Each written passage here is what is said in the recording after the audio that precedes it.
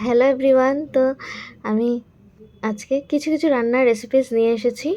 তো এটা হচ্ছে মকা মাছ, আর এখানে নতুন শিম বেরিয়েছে। শিম, বেগুন, আলু একসাথে ভেজে রাখা। আমি বলছি কিভাবে কি রান্না করছি। এটা হচ্ছে বৃহস্পতিবারের ভিডিও।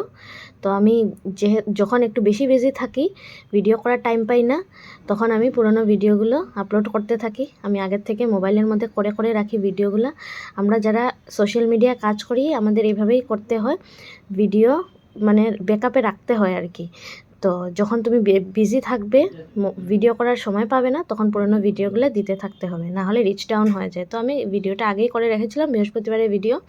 আমি মকা মাছটা পেঁয়াজ, আদা, রসুন, কাঁচা লঙ্কা, ধনে সব একসাথে বেটে, তারপর কাঁচা পেঁয়াজ আর একটু কাঁচা লঙ্কা, দুটো টমেটো, কাঁচা তেল, হলুদ, স্বাদ মতো নুন, মিষ্টি সব দিয়ে মেখে কড়ায় তেল গরম করে বসিয়ে দিয়েছি ঢেকে। এটাকে, এই রেসিপিটা কাঁচা মাছ দিয়ে করলে বেশি ভালো হয়, তাই মাছটাকে ভাজিনি, কাঁচা মেখেই করেছি। এবারে ঢাকা খুলে আমি নাড়িয়ে দেখব কতটুকু কী হয়েছে। তারপর এর মধ্যে আমি দিয়ে দেব ভেজে রাখা শিম, বেগুন, আলু, এগুলো একসাথে দিয়ে নাড়িয়ে দেব। মশলা, মাছ, সবজি সব কিছু একসাথে ভালো করে মিক্স করে দেব নাড়িয়ে।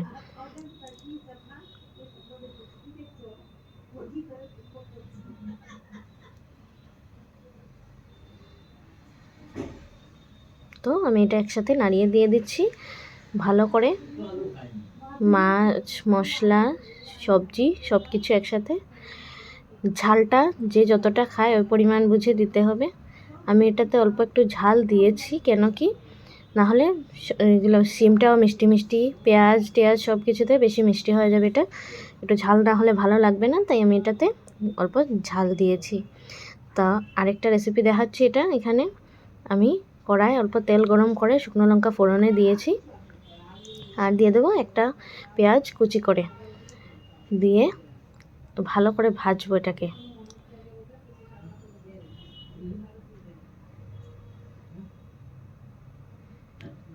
খুব ভালো করে ভেজে নেব হালকা ব্রাউন হওয়া অবধি।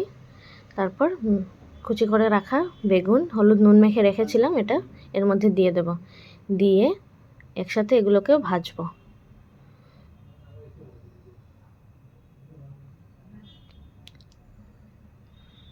হয়ে গেছে এটা একসাথে, পেঁয়াজ বেগুন সব একসাথে ভাজা হয়ে গেছে। তারপর আমি বলছি এটা আমি কি বানাচ্ছি। এটা একটা হেলদি টেস্টি রেসিপি। তো এর মধ্যে দিয়ে দেবো আমি সর্ষে শাক। সর্ষে শাকটা আগে ধুয়ে আমি কেটে রেখে দিয়েছিলাম। এবারে এর মধ্যে আমি এটা দিয়ে দিয়েছি। এটাতে আর কোনো নুন টুন দেবো না, আমি যা নুন বেগুনের মধ্যেই দিয়ে দিয়েছিলাম। পরে দিলে শাকের মধ্যে মিশে না, তাই আমি আগের থেকেই দিয়ে দিই। আমি যদি বেগুনটা না দিতাম তাহলে আমি পেঁয়াজের মধ্যেই দিয়ে দিতাম হলুদ নুনটা। তাই আমি এবারে এখন আর এক্সট্রা করে হলুদ নুন কিছু দেবো না, আমার সব দেওয়া হয়ে গেছে। এবারে আমি ঢেকে দিয়ে দেবো এটাকে। এই যে রান্না আমার কমপ্লিট হয়ে গেছে, এটা আমি নামিয়ে নিয়েছি। পরে একটু ধনেপাতা কুচি দিয়েছি। আমি এখানে ভিডিও করার সময় ধনেপাতাটা দিতে ভুলে গেছিলাম, তো এখানে ধনেপাতা দেখা যাচ্ছে না। খুবই টেস্টি হয়েছিল এই রেসিপিটা মাছে।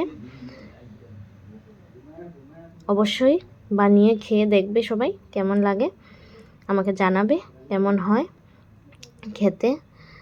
এই যে টমেটো, বেগুন, শিম, আলু দিয়ে মকা মাছের রেসিপি, আর বেগুন দিয়ে পেঁয়াজ, শুকনো লঙ্কা সম্বার দিয়ে সর্ষের শাক, খুবই ভালো হয়েছিল খেতে দুটোই রেসিপি। আর সাথে মা করেছিল পাতলা মুসুর ডাল পেঁয়াজ সম্বার দিয়ে। এগুলোই ছিল বৃহস্পতিবারে, খুব ভালো হয়েছিল, মানে কম্বিনেশনটা খুব ভালো ছিল। তোমরাও বানিয়ে খাবে, খেয়ে আমাকে জানাবে কেমন হয়। আজকের জন্য এতটুকুই, টাটা।